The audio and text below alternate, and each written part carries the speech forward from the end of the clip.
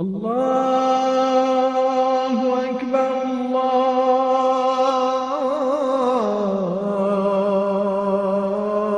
الله أكبر أشهد أن لا إله إلا الله أشهد أن لا إله إلا الله أشهد أن محمدا رسول الله.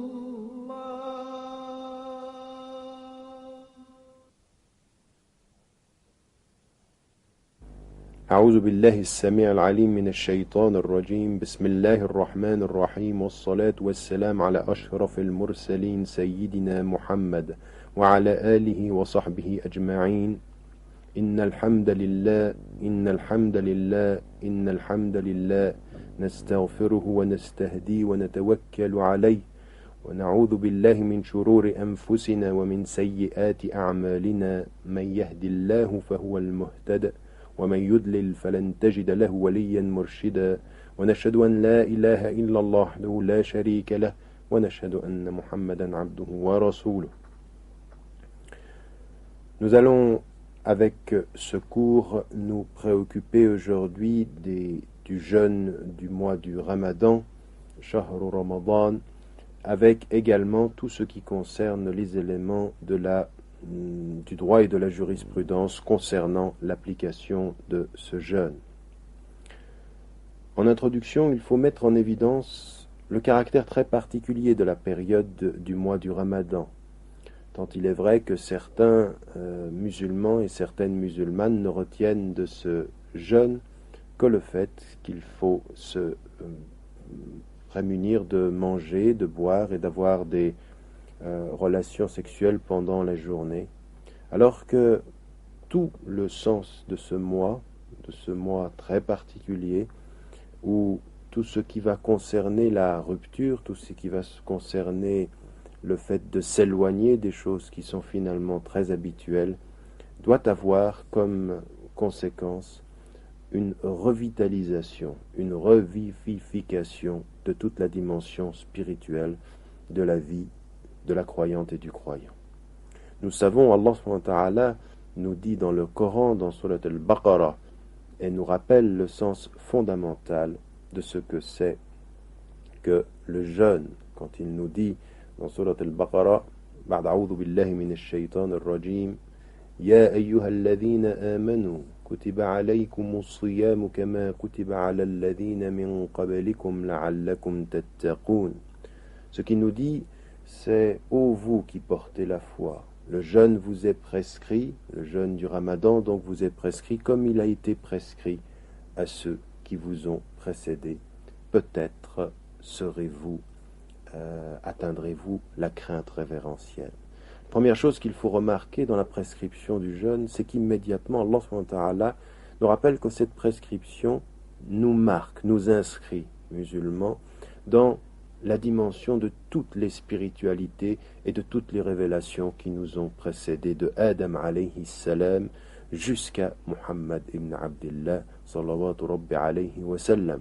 Et donc cette dimension de l'inscription de notre spiritualité dans toutes celles qui ont précédé, avec cette pratique particulière, le fait de se retenir de manger, de se retenir de boire et de vivre pendant un moment de sa vie, un moment de l'année, dans une situation de rupture avec les habitudes qui endorment, avec la répétition qui finalement émousse et a un effet soporifique sur la conscience.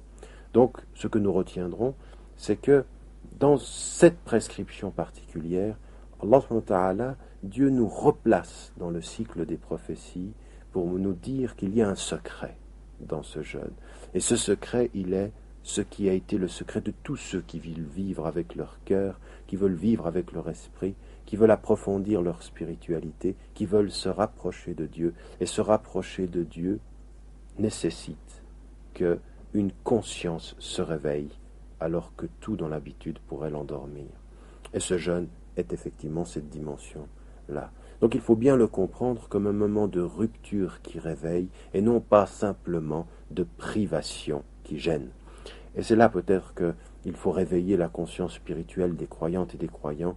Ici en particulier, nous avons une vraie conscience à développer, une vraie spiritualité à intensifier.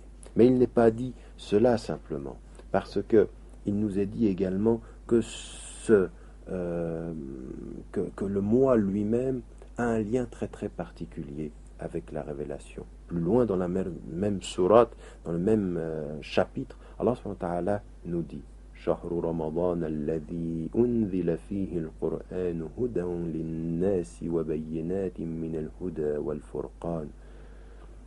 Allah subhanahu wa ta'ala nous dit ce mois du Ramadan dans lequel est descendu le Coran, qui est une guidance pour les gens, est l'expression, l'évidence de la guidance et du discernement.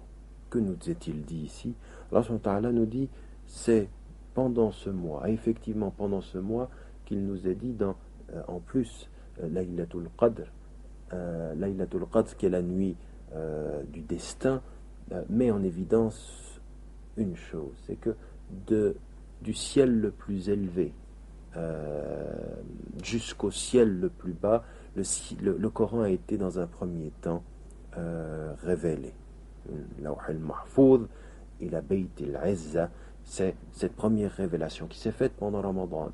Et de la même façon, par la suite, le début du cycle des 23 années de la révélation s'est fait dans ce moment-là. Et pour nous, ça veut dire quelque chose. Ça veut dire que ce mois, il est le mois de la rupture et le mois du rapprochement. La rupture de l'habitude, mais le rapprochement de la méditation sur ce mois, Shahru Ramadan wa Shahrul Qur'an. C'est-à-dire que ce mois, il est le mois de la révélation. Il y a quelque chose de particulier dans ce mois sur le plan spirituel. Et le prophète alayhi salam avait dit Futihat abwabul jannah. Les portes du paradis sont ouvertes pendant ce mois. Wa ghulliqat abwabun nar. Et les portes de l'enfer se sont fermées. Alors sur le plan de notre spiritualité, c'est le mois de toutes les bénédictions, le mois de toute la spiritualité, de l'intensité. Donc, plus simplement que le fait de se priver de boire et de manger, le mois du Ramadan doit être dans la conscience du croyant, dans la conscience de la croyante, le mois de la rupture de l'habitude, du changement dans la spiritualité qui a pu s'endormir pendant l'année pour la réveiller. Et la réveiller comment? La réveiller bien entendu en ne faisant plus ce qui est devenu tellement naturel qu'on en a perdu la conscience, boire, manger et en même temps pouvoir vivre une vie corporelle, physique, qui ne se rend plus compte d'elle-même tellement elle a l'habitude d'être et de se vivre. Et dans cette perspective aussi, un rapprochement avec ce que Allah subhanahu wa ta'ala, ce que Dieu nous a donné de plus précieux finalement, une lumière, un chemin, une guidance sur le chemin. Et c'est cette révélation dont il faut se rapprocher pour réveiller le cœur, pour lui redonner vie, pour la spiritualité fondamentale qui est de la nôtre, pour que nous soyons, en tant que musulmans, min al-muqarrabin, c'est-à-dire des rapprochés. Donc ce qu'il faut dire en premier temps, c'est véritablement la bénédiction qu'il y a dans ce mois, la compréhension de cette spiritualité, et puis, surtout quand on vit en Europe, comprendre deux choses. Il ne peut s'agir pour nous simplement d'appliquer la règle du principe de ne pas boire, de ne pas manger, de ne pas avoir de relations sexuelles pendant la journée. Non, il faut plus que cela. Il faut effectivement que dans notre vie quotidienne, quelque chose change, que finalement nous comprenions bien que tout ce dont nous nous privons doit nous amener à quelque chose de particulier, un état de cœur, un état de conscience, un état d'être qui cherche la spiritualité, qui organise différemment sa journée, qui organise différemment son temps, qui ne jeûne pas en ne rechangeant rien à la façon dont elle va vivre avec les autres, vivre avec la télévision, vivre avec la négligence, vivre avec l'oubli. Non, c'est se priver pour se souvenir. Et donc ça demande une spiritualité personnelle, véritablement importante à approfondir quotidiennement. Alors ceci, Allah subhanahu wa ta'ala, nous le verrons tout à l'heure, il nous en a donné les moyens. et en particulier dans le rapprochement avec le Coran, avec la révélation, dans l'accomplissement plus important et pendant un mois de cette prière, et surtout de comprendre que s'il y a privation la journée, ce n'est pas pour qu'il y ait oubli la nuit. Alors certains, quand vient le moment de couper le jeûne, mangent comme trois, alors qu'ils n'ont pas mangé comme un pendant la journée. Et ce n'est pas du tout le but. C'est véritablement manger juste ce qu'il faut pour rester à l'état d'éveil et non pas de s'endormir de fatigue tellement on a mangé après s'en être privé. Parce qu'alors on a évité, on a finalement échoué dans le but que l'on s'était d'abord prescrit et que Allah subhanahu wa ta'ala nous a demandé. De la même façon, il ne peut s'agir également de passer son temps la nuit à faire n'importe quoi, soit devant la télévision, soit devant et avec des êtres pour passer le temps la nuit, à mieux dormir le jour. Le jeûne n'est pas le renversement de la nuit au jour uniquement pour dormir la journée et vivre la nuit. Non, c'est de rester éveillé le jour pour vivre plus profondément de sa spiritualité. Parce que ce qui est étonnant et troublant dans l'être humain, c'est qu'il peut vivre éveillé avec une spiritualité qui dort. La seule chose qui lui est demandée pendant le Ramadan, elle est très très profonde, c'est de vivre la journée avec une spiritualité en éveil. Parce que c'est cela finalement le secret de notre être apparemment éveillé, intimement endormi. Le Ramadan, le jeûne, le rapprochement avec Dieu, c'est d'être apparemment éveillé pour être intimement lucide et proche de Dieu. C'est de réveiller ce qui dort en nous quand tout donne l'apparence que nous sommes éveillés devant les êtres. C'est ce cheminement qu'il faut aborder avec beaucoup de profondeur. Ça demande beaucoup d'exigence pendant un mois de spiritualité. Alors, en même temps, il y a tout le pardon dans ce jeûne. Le prophète sallallahu alayhi wa sallam nous a dit Man sama Ramadan imanan wa ihtisaban ghufira lahu ma taqaddama min dhanbi muttafaq alayh. Ce hadith, que dit-il? Qui jeûne le mois du Ramadan avec foi et avec persévérance, Dieu lui pardonne tous les péchés qu'il a commis auparavant. C'est donc un mois également de purification et un mois qui efface. Il approfondit et il efface. Et plus il approfondit, plus il a effectivement effacé. Donc plus notre conscience est dans le rapprochement spirituel avec Dieu, plus effectivement il pardonnera ce que nous avons fait dans la négligence, tellement nous donnons d'efforts à l'éviter, cette négligence. Voilà, cette première introduction, elle est importante parce que trop de musulmanes et de musulmans s'arrêtent à la lettre de la prescription et de la loi, et on oublie l'esprit, et on oublie l'attitude, et on oublie effectivement tout ce qui pour nous doit faire, en tant que musulmanes et en tant que musulmans, que nous devenions vraiment les témoins de notre spiritualité. Et ce devrait être vrai en Europe plus qu'ailleurs encore. À l'heure où nous vivons dans une société de consommation, dans une société de la productivité, du toujours plus savoir sans savoir très bien ce que l'on est, eh bien, la communauté musulmane, les croyantes et les croyants devraient être là pour témoigner qu'à l'heure où le monde est pris par le vertige de la consommation, une communauté musulmane s'impose la profondeur de la méditation, la profondeur de l'arrêt, la profondeur de s'arrêter un peu pour mieux voir qui l'on est quand tout nous ferait perdre à essayer de compter ce que l'on a et uniquement ce que l'on a. Première démarche pour chacun d'entre nous et pour chacune d'entre nous. Donc, la prescription du mois du Ramadan est claire dans le Coran. Le verset que j'ai lu tout à l'heure met ceci en évidence.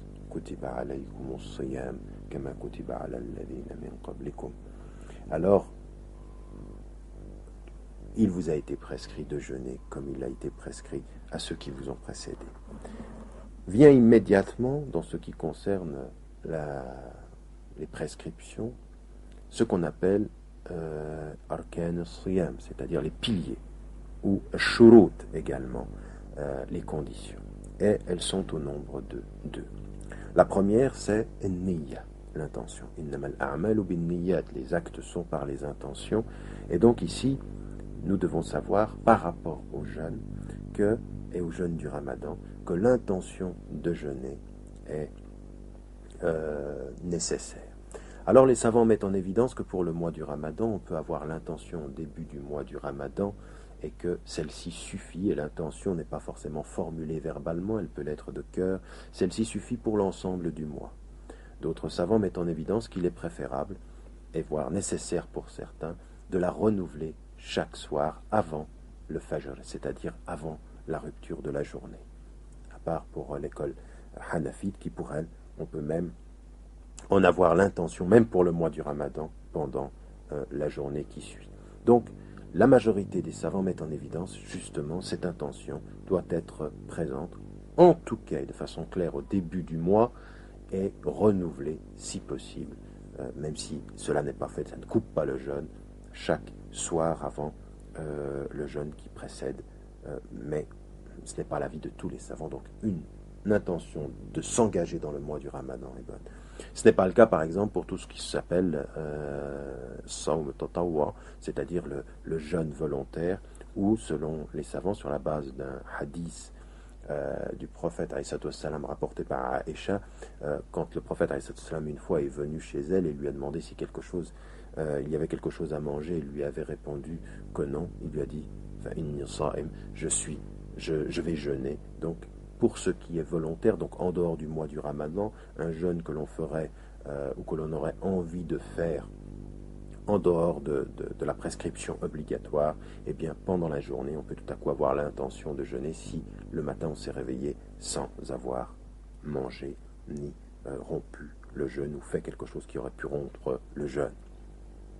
Le deuxième élément, c'est l'abstinence du lever, donc min al-fajr, c'est-à-dire 1h15 avant le lever du soleil, jusqu'au coucher, jusqu'au marée, de manger, de boire et de relations sexuelles. Voilà les deux piliers qui sont fondamentaux dans le fait les conditions nécessaires à ce qu'un jeûne soit agréé. La deuxième chose qu'il faut mettre en évidence, c'est qui doit jeûner. Ceux qui doivent jeûner, c'est d'abord les musulmans. Et le musulman, celui qui reconnaît l'islam comme étant sa religion. La deuxième des choses, il doit ce qu'on appelle les taklif, c'est-à-dire atteint l'âge de la puberté, même si dans les familles, c'est une bonne chose que des enfants, en faisant très attention à leur fatigue pour ne pas trop en rajouter, mais c'est une bonne chose que des enfants puissent jeûner, mais ils sont astreints au jeûne à partir de l'âge de puberté, c'est-à-dire à partir de l'âge de raison, 12, 13, 14 ans selon les enfants, mais c'est aux alentours justement de 13-14 ans que les choses deviennent obligatoires, et que justement à partir de ce moment-là, un enfant est considéré comme ayant à rendre par des actes témoignage de sa religion.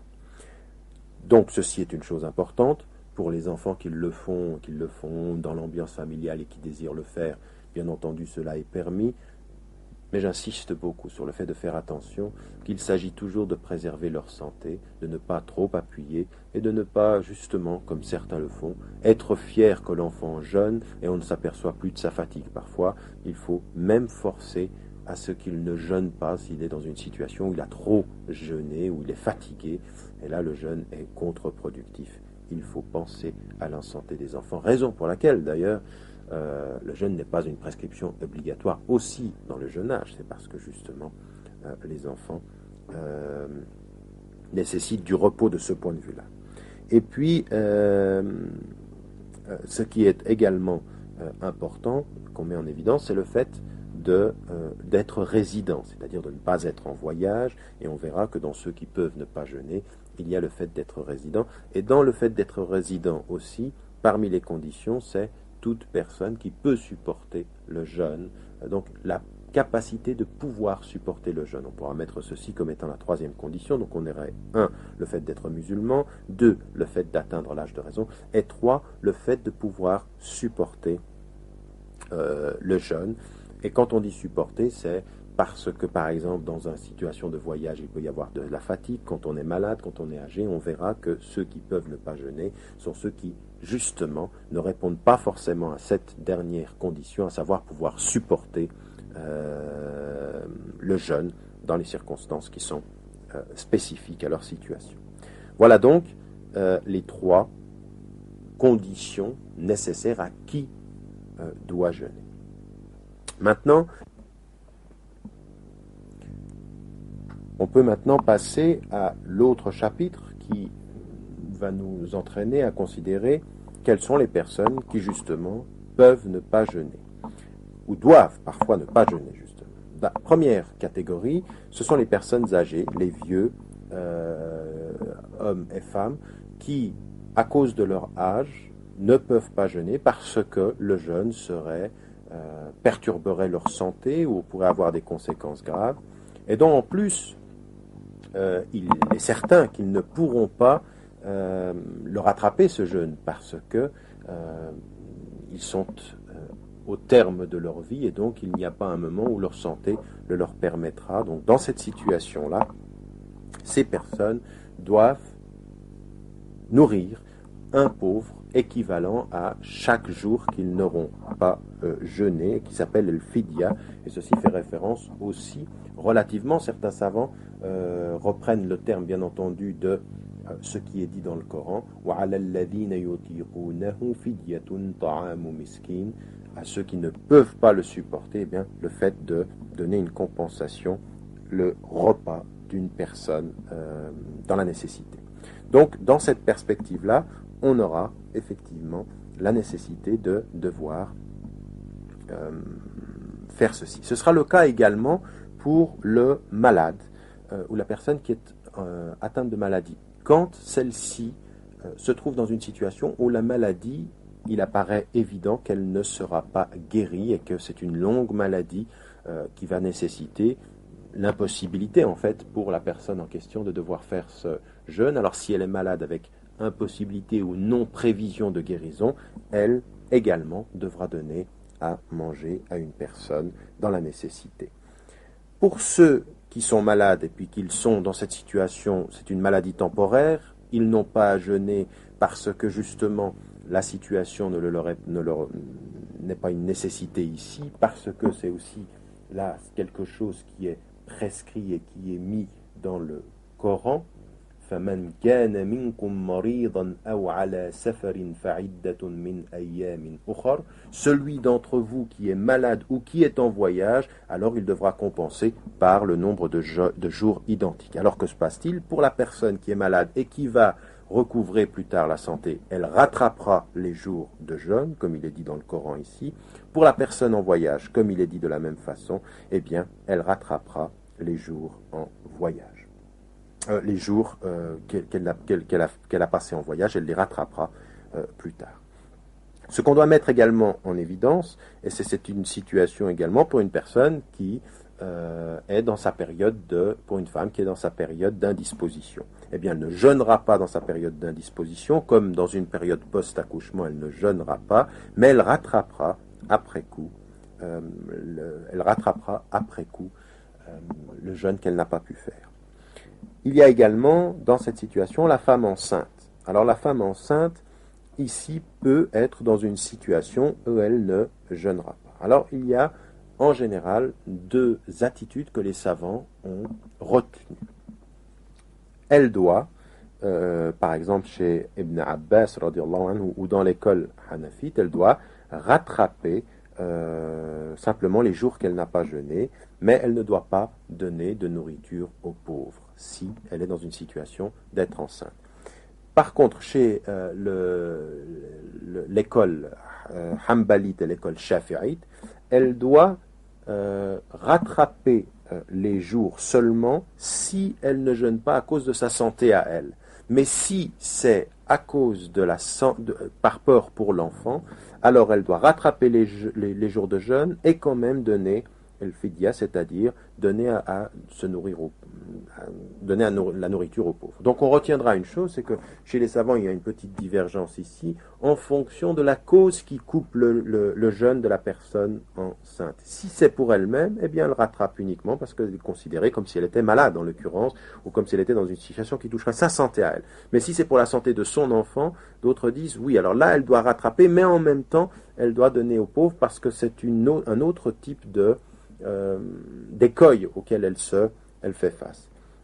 Notons simplement pour résumer qu'une femme qui est enceinte et qui déciderait de rattraper le jeûne serait reconnue du point de vue islamique et du point de vue des écoles dont nous avons parlé, et une femme qui voudrait en plus donner la nourriture aux pauvres pourrait le faire.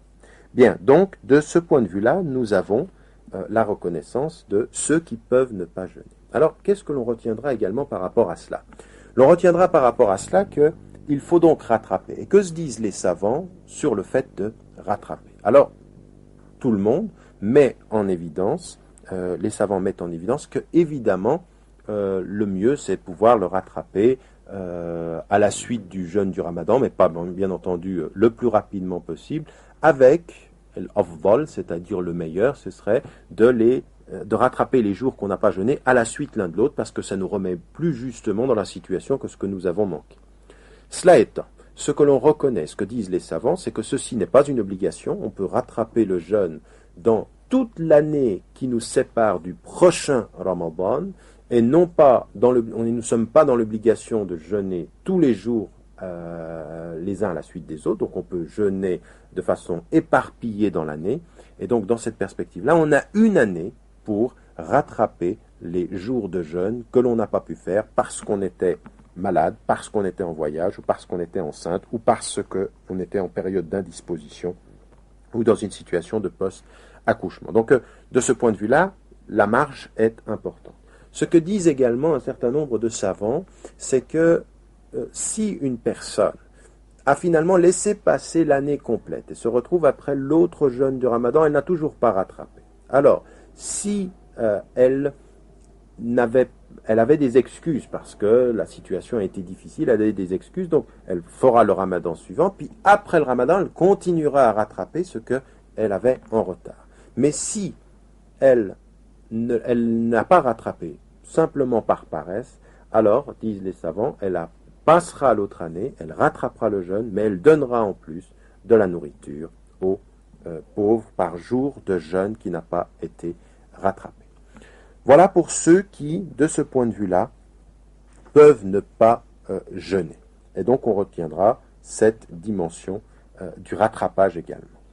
Ce que nous devons retenir également par rapport au jeûne et qui paraît très très important dans l'ensemble de notre façon d'aborder ce mois, c'est ce qu'on appelle adab al-siyam, c'est-à-dire les règles d'éthique, de morale, de bonne conduite et de comportement qui sont liées à ce jeûne, c'est-à-dire finalement une discipline personnelle qui accompagne ce jeûne et qui accompagne notre façon d'être dans le jeûne. Alors la première des choses qu'il faut mettre en évidence, c'est que le prophète avait insisté sur le fait de se lever la nuit pour manger juste avant Salat al-Fajr. Et là, c'est une chose très très importante. Le prophète avait dit « Tasahharu fa inna fi s-suhuri baraka » Levez-vous le matin pour manger, parce qu'il y a dans ce moment-là, dans ce repas-là, une miséricorde, une bénédiction. Et ça, c'est un hadith qui est authentique, muttafaq alayh, c'est-à-dire que les deux textes d'authentique, al-Bukhari ou Muslim, reconnaissent. Alors, qu'est-ce que cela veut dire ? Ça veut dire que pour nous, ce qui est important, c'est effectivement, alors ce peut être une date, ce peut être un verre d'eau, mais ce moment-là, il faut qu'on y fasse attention. Et en particulier quand on vit en Europe, pour nous, c'est un moment important, c'est un moment béni, où on se réveille avant la prière, où on mange ensemble, c'est un moment de la famille qui se retrouve, il y a une bénédiction, on mange ensemble, puis ensuite on se prépare à la prière, puis on prie ensemble, salat al-subh. Ça, il faut le préserver, parce que c'est un moment de spiritualité aussi, de lutte contre le sommeil, parce qu'on lutte contre le sommeil pour se réveiller. Et il en est certains qui restent éveillés très très tard, qui mangent après avoir regardé n'importe quoi à la télévision ou fait n'importe quoi, qui mangent vers 1h et 2h, et qui ne se réveillent pas, et qui laissent même la prière, et qui ne prient que quand ils se réveillent, en plus pendant le mois du Ramadan. Là, ça ne correspond pas à ce que le prophète ﷺ nous a indiqué comme étant une des choses importantes. Tasahharu, c'est-à-dire, levez-vous, faites ce moment-là préserver ce moment-là, qui est le moment de ce repas de la nuit.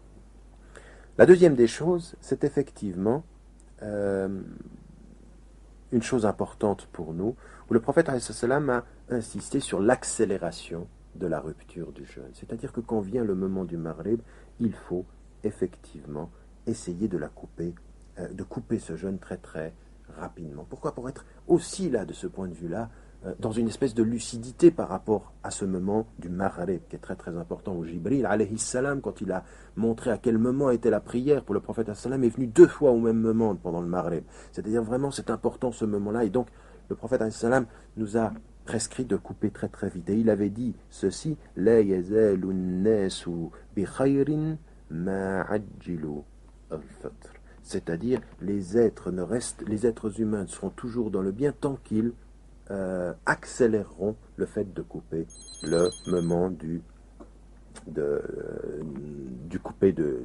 moment où l'on coupe le jeûne. Donc il y a ici une chose très très importante qu'il faut préserver. Le prophète avait dit ceci, إِذَا كَانَ أَحَدُكُمْ صَائِمًا فَلْيَفْطِرْ عَلَى تَمْرٍ.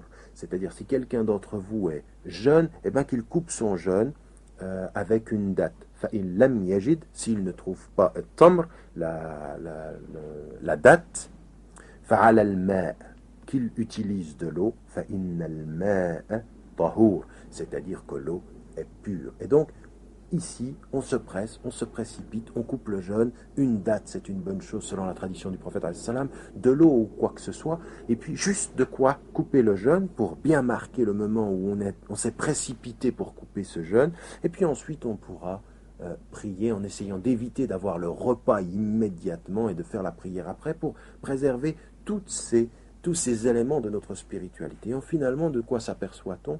C'est que les 2 parenthèses du jeûne sont la prière. Celle du matin, on finit de manger et on prie le matin, où on accueille cette journée de jeûne en étant avec les anges qui témoignent de notre levée.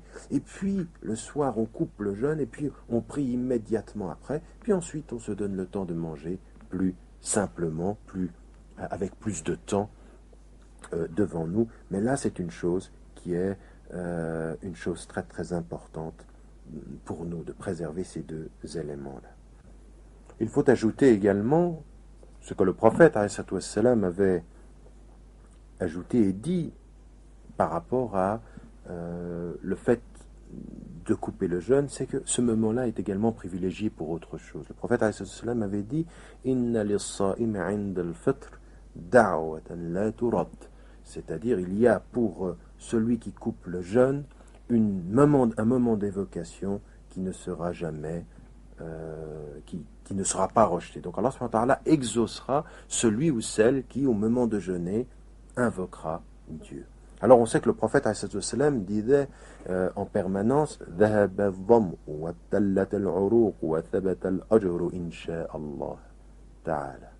Il disait ceci, la soif est partie, les veines, ou plus précisément tout ceci s'est humidifié, tout ce qui concerne ce par quoi nous mangeons et buvons, et puis la récompense a été confirmée, Inch'Allah, s'il plaît à Dieu le Très-Haut.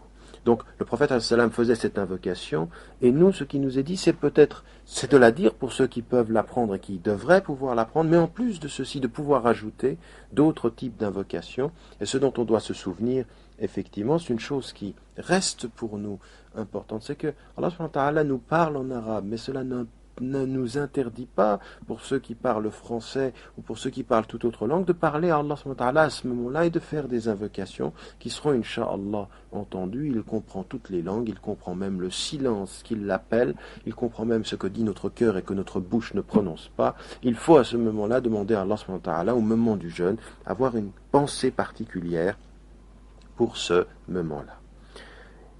Ça, c'est un élément important. L'autre élément, donc, suhour, avant de jeûner, accélérer le moment de la rupture, faire les invocations, et on ajoutera également qu'il faut cesser de faire tout ce qui contredit d'une certaine façon le jeûne. Et là, de ce point de vue-là, c'est très important de faire en sorte de se souvenir que on doit avoir un comportement qui est en particulier un comportement maîtrisé pendant ce mois-là.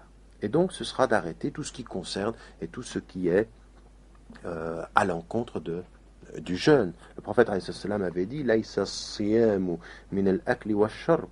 Le jeûne n'est pas simplement le repas et le fait de manger.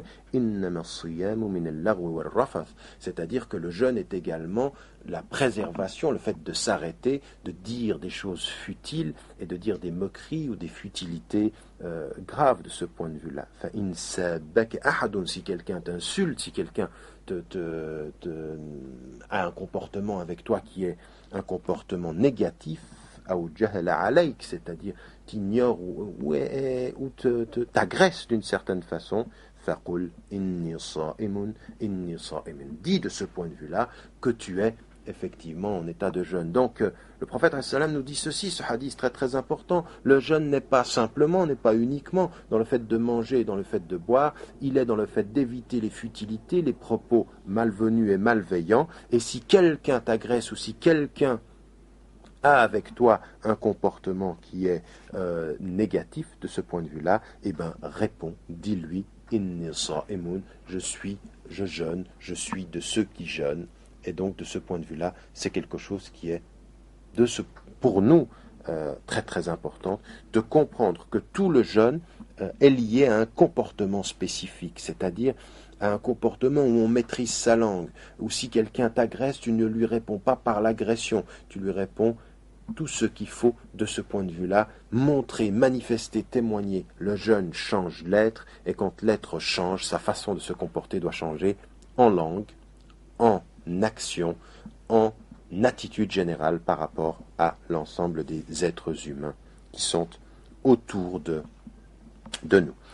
On retiendra également que le prophète disait et insistait beaucoup pendant ce mois sur l'utilisation du siwak, c'est-à-dire le fait de se laver les dents. Alors donc ça aussi c'est un mois où on fera très attention à avoir une hygiène finalement, parce que c'est ça que cela veut dire, une hygiène, et donc on retiendra pour nous le fait de se nettoyer les dents. Alors pour ceux qui n'ont pas de siwak et pour ceux qui ne s'en sont pas procurés, on gardera l'idée de se laver les dents le matin après avoir mangé, au moment de la prière, en se préparant à la prière, de se laver les dents, d'avoir une hygiène de vie. Donc on ajoutera en plus, vous voyez, le comportement que l'on a par rapport à son environnement qui doit changer et l'hygiène qui doit se confirmer d'un point de vue personnel.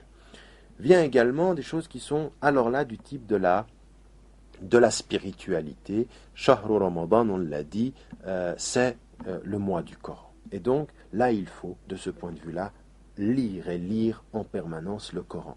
Alors, ce qui est une bonne chose, c'est d'essayer, en tout cas, de le lire une fois. En arabe, c'est préférable. Si cela n'est pas possible, dans sa langue, c'est-à-dire en français, ou dans une toute autre langue, une fois pendant le mois. Ça veut dire, par exemple, de lire un 30e par jour et de méditer sur ce qu'on dit. Ça, pas simplement en faire une question de quantité. J'ai lu le Coran une fois sans forcément l'avoir compris, mais le lire et de se donner un moment. Ça veut dire quoi? De se donner un moment par jour, c'est-à-dire d'essayer effectivement pour répondre à cette attitude où on est avec le Coran, où on l'écoute, où on l'a dans sa demeure, où sa vie est liée à ce texte, parce que c'est le mois dans lequel il est descendu, eh bien, d'essayer de faire en sorte de pouvoir méditer sur ce qui nous est dit. Et c'est un mois très important. Alors, bien sûr, il y a Salat al-Tarawih, c'est-à-dire l'autre élément qui va venir s'ajouter à cette spiritualité-là, à savoir le fait de qiyam, comme le prophète sallam il a dit man sama ramadan, mais il a dit également man qama ramadan imanan wa ihtisaban ghufira lahu ma taqaddama min dhanbi, c'est-à-dire qui s'est levé pendant Ramadan et a fait cette prière de laquelle de tarawih, ici aussi en plus de la prière de la nuit qu'il pourra ajouter,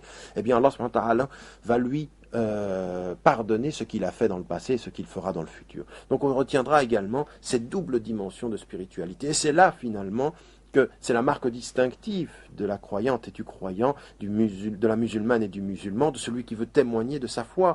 Il ne se prive pas simplement de manger et de boire, mais il approfondit sa vie spirituelle avec le Coran et avec la prière. Et ça c'est important. Pourquoi ?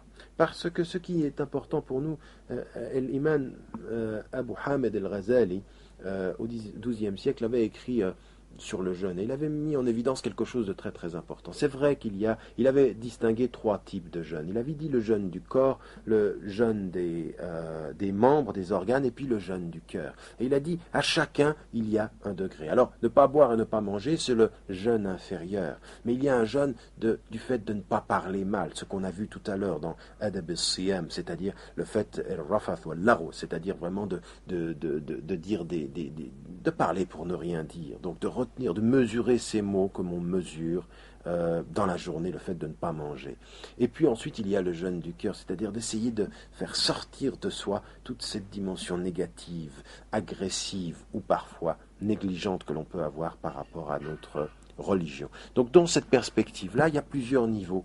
Et ce niveau-là, il faut tâcher de l'atteindre. Et pour l'atteindre, Allah subhanahu wa ta'ala, il nous donne, comme le prophète nous l'a montré, des repères. Ces repères, c'est effectivement la rupture dans ce que l'on mange, mais c'est également la transformation dans ce que l'on dit, et c'est dans la profondeur de ce que l'on est. Voilà les 3 dimensions qui nous permettront d'atteindre au jeûne du cœur, d'atteindre véritablement en plus des prescriptions. Et c'est ça qui est finalement très très très important pour nous. C'est ça finalement qui vraiment doit rester pour nous une dimension de fond. Le jeûne du Ramadan, c'est pas simplement d'appliquer des prescriptions et de s'en tenir simplement à la lettre de ces prescriptions. Ces prescriptions, ce sont des limites, et à l'intérieur des limites, il y a notre profondeur. Attention à ne pas faire de ce que l'on doit faire simplement le respect de limites, mais de bien comprendre que ces limites sont l'orientation du chemin de la profondeur pour nous, du chemin du mieux-être avec Allah subhanahu wa ta'ala. 2 autres chapitres sont importants parce qu'ils vont nous rappeler ce qui est permis et ce qui n'est pas permis pendant le jeûne. Qu'est-ce que cela veut dire ? Ça veut dire, qu'est-ce qui fait que le jeûne peut être interrompu si on le fait, et qu'est-ce qui fait qui est permis sans que le jeûne soit interrompu. Alors prenons d'abord ce qui est permis. La première des choses, c'est, parce que le prophète il nous est rapporté par Aïcha radhiyallahu anha qu'il a pris des douches, et que soit parce qu'il avait chaud, soit même par rapport à la soif, il a pris des douches sans boire, bien entendu, en faisant attention à cela. Donc le bain, la douche est permis pendant le mois du Ramadan, avec cette condition de faire très très attention à ce que ça ne passe pas par les voies de la nourriture, en l'occurrence. Ça, c'est une chose importante. Le fait d'embrasser ses enfants ou son épouse ou son mari ne coupe pas le jeûne, puisque le prophète l'a fait, et on l'a vu faire. Et de même, il y a le hadith où Omar vient dire au prophète qu'il a jeûné de ce point de vue, qu'il a embrassé pendant le mois du jeûne. Et le prophète lui a posé la question de savoir, est-ce que si tu as de l'eau dans la bouche et puis que tu te rinces la bouche, est-ce que ça veut dire que ça coupe ton est-ce que tu vois du mal là-dedans? Il lui a dit non. Il en est de même par rapport au baiser, donc au fait d'embrasser.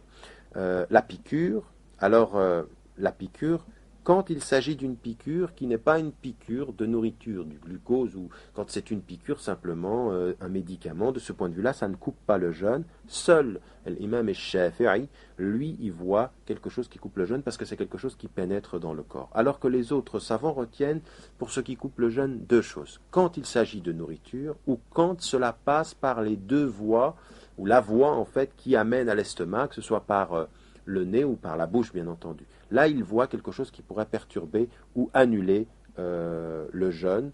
Mais par ailleurs, quand il s'agit d'une piqûre, eh bien, ça ne coupe pas le jeûne. Donc de ce point de vue-là, une piqûre qui est un médicament ne le met pas à mal.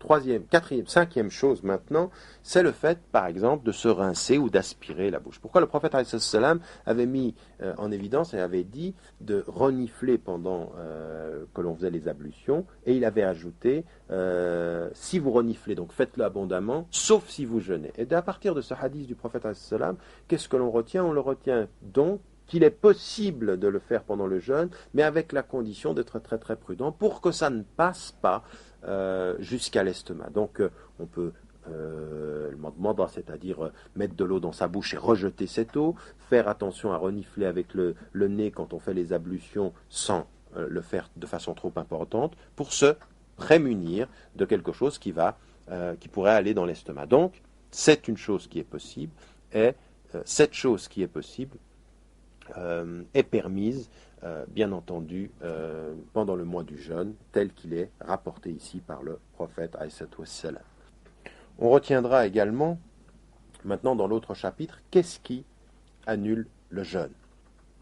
Eh bien, ce qui annule le jeûne, c'est, premièrement, de manger et de boire intentionnellement.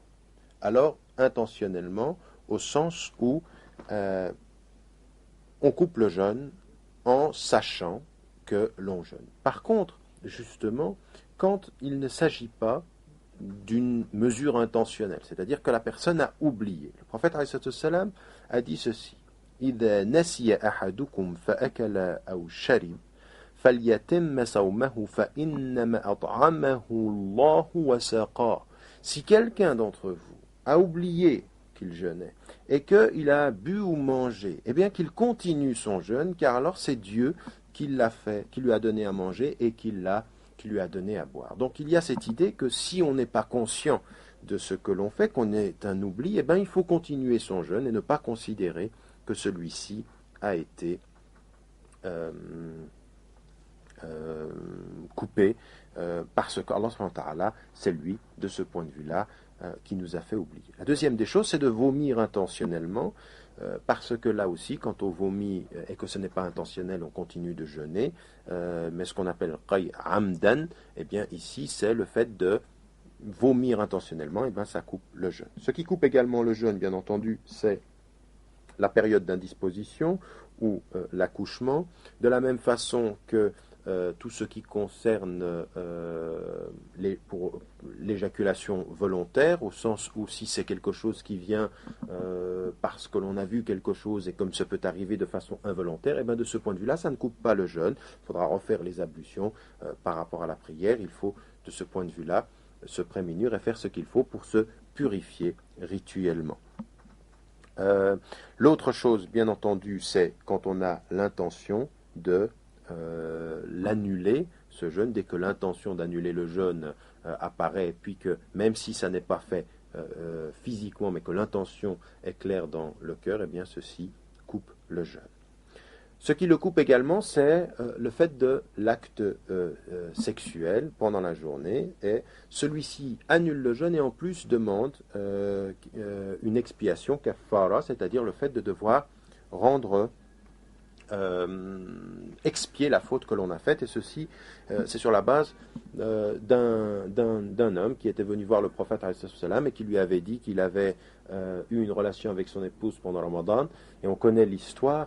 Le prophète lui avait posé la question: est-ce que tu peux libérer un esclave? Il a dit non, je ne peux pas. Est-ce que tu peux jeûner 2 mois de suite? Il a dit non, je ne peux pas. Est-ce que tu peux donner à manger à 60 pauvres? Il dit non, je ne peux pas. Le prophète avait fait venir un plat de dattes et lui avait dit: tiens, prends ceci et va le distribuer aux pauvres. Et l'autre avait répondu: mais je ne vois pas parmi dans le lieu où je me trouve quelqu'un qui soit plus pauvre que moi et qui en ait plus besoin que moi et ma famille. Et le prophète a souri et lui a dit: bah tiens, donne cela à ta famille. On connaît ce hadith du prophète qui était particulièrement célèbre, mais ce qui nous est indiqué ici, c'est que non seulement il devra refaire le jeûne, mais là il doit, dans cette situation-là, devoir donner une expiation, et dans l'ordre, c'est libérer un esclave dans une situation où il y en aurait. Dans notre situation aujourd'hui, c'est jeûner 2 mois de suite ou donner à manger à 60 pauvres, si une raison particulière fait que nous ne pouvons pas jeûner 2 mois. Voilà pour ce qui concerne l'annulation du jeûne. On retiendra également 2 petites choses de ce point de vue-là qui sont particulièrement importantes pour nous. C'est qu'il est possible, en l'occurrence, d'accomplir le jeûne à la place de la personne qui est décédée, sur la base du hadith du prophète qui a dit celui qui meurt et qui a des jours de jeûne à rattraper, ben celui qui est son garant, eh bien, ça peut être son fils, ça peut être quelqu'un de sa famille, peut jeûner pour lui ce qu'il y a de ce point de vue-là à rattraper. Donc certains ont dit qu'ils peuvent donner de la nourriture aux pauvres, mais il est bon pour ceux qui ont un parent qui est décédé en ayant des jours de jeûne à rattraper, de pouvoir les jeûner. On aura une attention particulière pendant ce mois du jeûne sur effectivement Laylatul Qadr, c'est-à-dire cette nuit qui est dans les chiffres impairs dans les 10 derniers jours du mois de Ramadan, et donc le 21, le 23, le 25 ou le 27, et dont la majorité des savants retiennent le 27, donc la nuit du 26e jour, qui est la 27e nuit. Et de ce point de vue-là, puisque c'est comme ça que l'on compte en islam, eh bien ici, il faut particulièrement faire attention à jeûner, à faire des doigts, à rester éveillé, à être avec Allah subhanahu wa ta'ala en essayant dans cette nuit d'être avec cette nuit particulière où les anges descendent au ciel le plus bas, où nos invocations sont entendues. Et donc le prophète avait dit Man qama laylatal qadri imanan wa ihtisaban ghufira lahu ma taqaddama min dhanbihi. De nouveau la même formule en disant celui qui se lève pour prier pendant laylatal qadr, tous ses péchés disparaissent et sont effacés. Et on sait Laylatul Qadri khayrun min alfi shahr, cette nuit-là est meilleure que 1000 mois, et donc elle demande une attention particulière dans ces 10 derniers jours, en particulier les chiffres impairs, mais l'on sait également que le prophète pratiquait pendant les 10 derniers jours du Ramadan l'i'tikaf, c'est-à-dire se mettre dans une mosquée, s'isoler et avoir une pratique particulière plus importante pendant les 10 derniers jours du mois de Ramadan. Et donc là aussi pour nous c'est une dimension très très importante dans Adab al-Siyam, c'est-à-dire non pas de commencer avec une forte envie de spiritualité et de finir justement dans la négligence, et ça c'est ce qui arrive chez beaucoup de sœurs et beaucoup de frères dans leur pratique, mais bien entendu de rentrer dans une dimension de progression et donc toujours de se forcer à bien s'organiser dès le début du mois du Ramadan pour arriver dans ces 10 derniers jours dans une volonté. Bien sûr, il y aura de la fatigue, bien sûr, il y aura de la difficulté, mais si on s'est bien organisé, si on a bien organisé ses lectures de Coran, ses prières, une vie qui est réglée et non pas négligente pendant les 20 premiers jours, eh bien, dans les 10 derniers, on arrive avec une force spirituelle, une envie de pouvoir encore approfondir, et c'est à ce moment-là qu'il ne faut justement pas déserter la mosquée, déserter la prière de la nuit et négliger ce qui nous est demandé en lecture du Coran parce qu'on est trop fatigué. C'est au contraire une attitude de progression qui doit nous amener dans les 10 derniers jours à augmenter notre exercice de spiritualité, et ça véritablement il faut mettre en évidence que elle est très très très importante, cette dernière période de Ramadan. Il faut vraiment encore davantage que tout ce que nous avons dit faire attention à cette spiritualité. Nous ajouterons encore juste 2 choses par rapport au jeûne d'un point de vue général. C'est que le prophète a ajouté beaucoup d'autres moments de jeûne qui ne sont pas obligatoires comme Ramadan, et l'on sait qu'il y a par exemple le fait de jeûner les 6 jours de Shawwal, donc le mois qui va suivre, comme ceci ça complète les 36 jours, et ça fait multiplié par 10 hasanat. C'est comme si on avait, comme le prophète a dit, ceux qui prient 6 jours de Shawwal, c'est comme s'ils avaient prié en plus du Ramadan l'ensemble de l'année. Il y a le fait de prier les 3 jours par mois, et en particulier le 13e, 14e et 15e jour du mois lunaire qui sont les jours de pleine lune.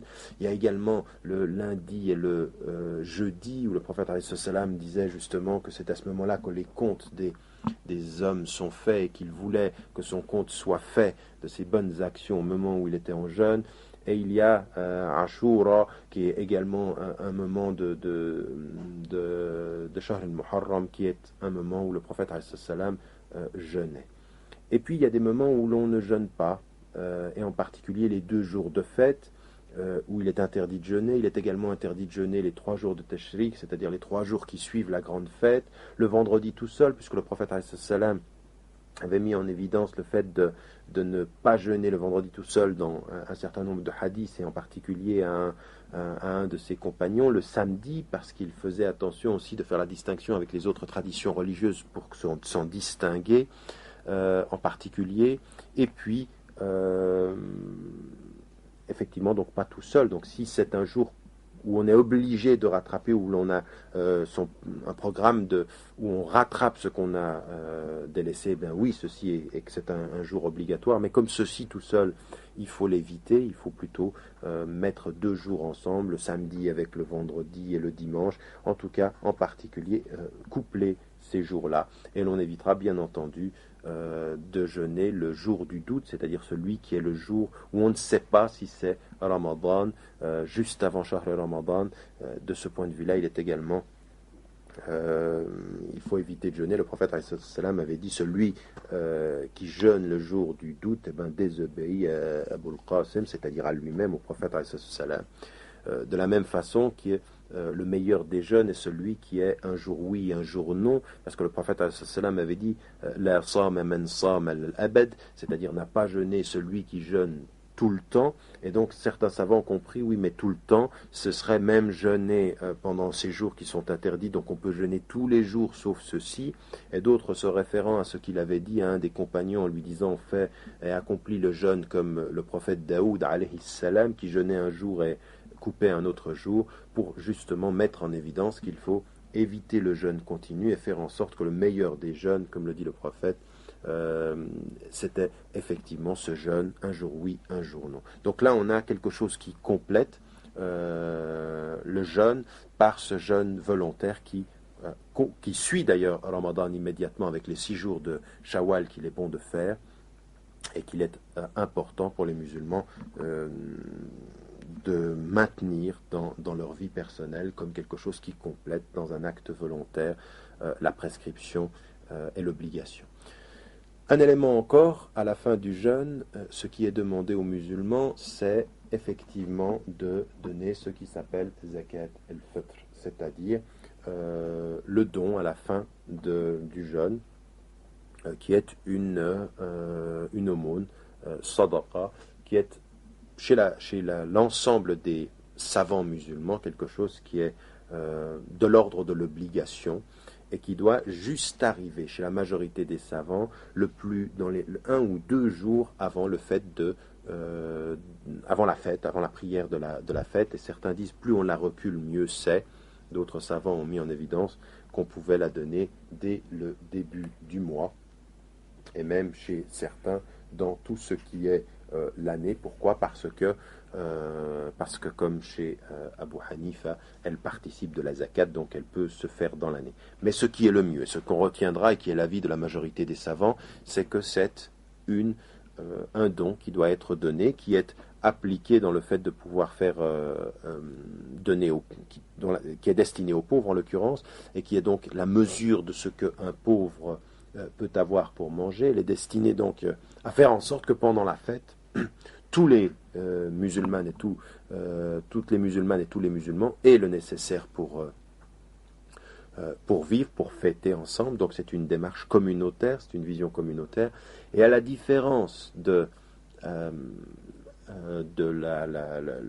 zakat, qui est la zakat, le deuxième pilier de l'islam, ici, c'est chaque être, en l'occurrence, qui doit la donner. Elle n'est pas liée à une richesse particulière, elle est liée à l'être lui-même qui, dans l'accomplissement de son jeûne, purifie ce jeûne et purifie cette dimension de ne pas avoir à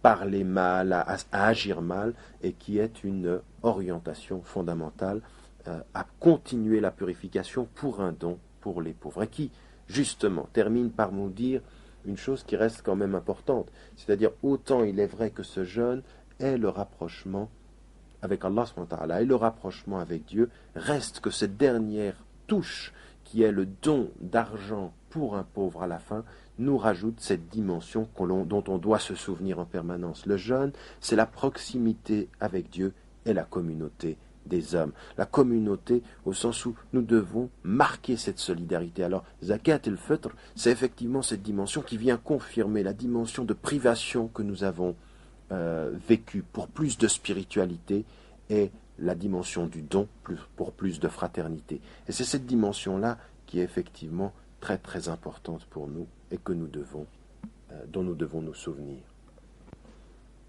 Au terme de l'ensemble de ce cours sur Shahr Ramadan, on retiendra, pour revenir finalement à cette dimension dont nous parlions dans l'introduction, l'idée pour nous d'approfondir notre spiritualité dans la rupture, de nous rapprocher de nos sœurs et de nos frères et de l'humanité finalement par un mois où l'on travaille sur soi, eh bien se souvenir que Allah subhanahu wa ta'ala a beaucoup mis en évidence, comme le prophète alayhi wassalam, cette dimension qui est dans le jeûne le rapprochement, dans le jeûne la proximité, dans le jeûne la spiritualité. Le prophète alayhi wassalam a dit قال الله عز وجل, Dieu a dit, Dieu le très grand a dit, كل عمل ابن آدم له إلا الصيام. Tout ce que fait tous les actes du jeûneur ou du fils d'Adam sont pour lui, sauf le jeûne. Et que dit-il? فإنه لي وأنا أجزي به. Il est à moi et c'est moi qui en donne la récompense. والصيام جنة. Et le jeûne est un bouclier. De quoi donc le jeûne est-il un bouclier? Il est un bouclier parce qu'il est la protection. Il est la protection spirituelle. Il est la protection que la personne qui jeûne va essayer de mettre autour d'elle par cette profondeur de spiritualité, par cette intensité de vouloir être avec Dieu, par cette volonté déterminée d'essayer d'être le plus proche possible dans sa vie quotidienne, de la mémoire, contre l'oubli, de la proximité, contre l'éloignement, de la fraternité, contre la guerre et le conflit. C'est ça le jeûne, c'est ce bouclier de force et d'énergie spirituelle que nous devons chercher et qui est la spiritualité à laquelle nous aspirons tous.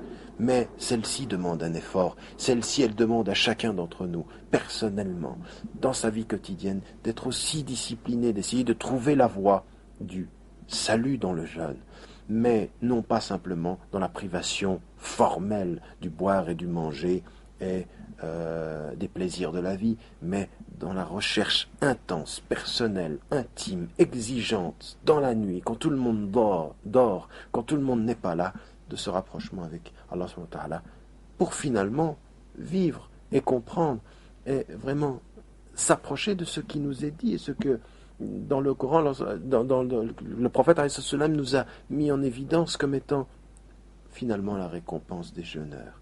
Le prophète alayhi salam avait dit ici: Inna fil jannati baban yuqalu lahu ar-rayyan. Il y a dans le paradis une porte qui s'appelle ar-rayyan. Et qu'a-t-elle de particulier cette porte?